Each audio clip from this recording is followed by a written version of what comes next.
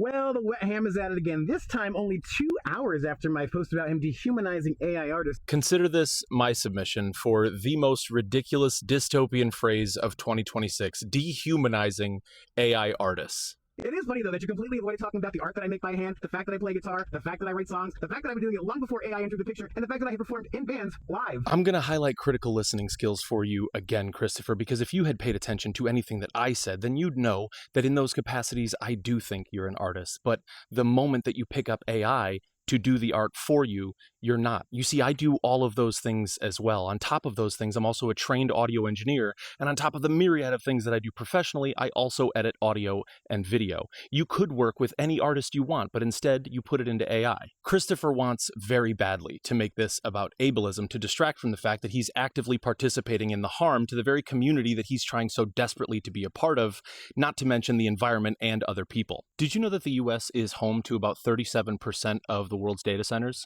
Or that just one of them can consume as much power as 100,000 homes? Or that 9 times New York City's peak summer demand is expected to join the grid by 2030? The residents of Gary, Indiana have been without power for 2 weeks, and they're surrounded by 8 data centers that have not once lost power. Then there's the fact that mid-sized facilities can consume up to 300,000 gallons of water a day, with hyperscale facilities reaching 5 million gallons of water a day, the equivalent of a small town. And that just this year, these two companies settled for $20.5 million and $450 million, respectively, for poisoning water supplies. You see, Christopher, you are the equivalent of a man in his mid-40s wearing his high school varsity jacket talking about how he could have gone pro if it weren't for that injury. There are plenty of ways for you to participate in the community. You just choose not to because you don't want to do the work, so you have AI do it for you. And it's not just that if you use AI, you're not an artist. It's also that you're actively participating in the harm and destruction of quite literally everything. So enjoy playing Make Pretend or whatever.